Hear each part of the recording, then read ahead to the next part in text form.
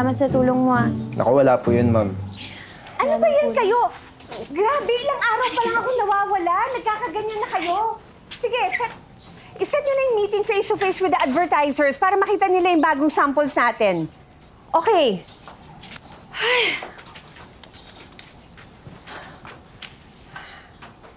Ako ba talaga nauna dito?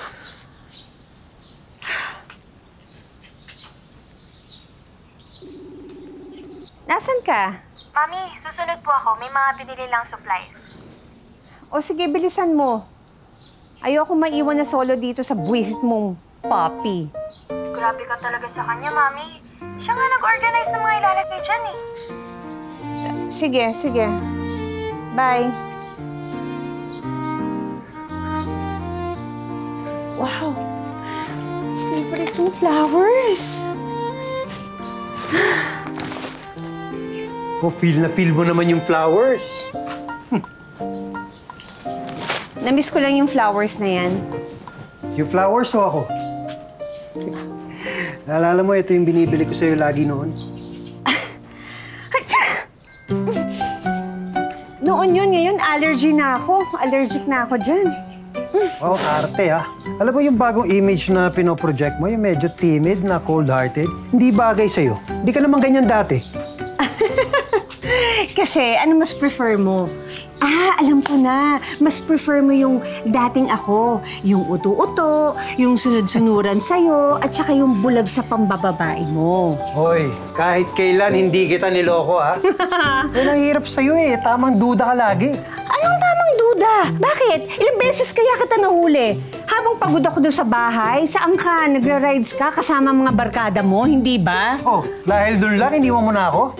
Paano nangyari yung pangako mo na in sickness and in health? For richer, for poor, yung mga ganong pangako mo sa kasal, ano nangyari doon? Nawala na. I grew sick of you. Happy? Yan. Tsaka magaling. Masaya ka dahil nakawala ka sa responsibilidad. Aminin mo na. Wow! Ako pa talagang masaya? Ako pa talaga happy na nakakawala sa responsibilidad? Ha? Ikaw nga yung ayaw gampanan pagiging tatay ni Amy. Baby pa si Amy noon. Ang dami mong excuses.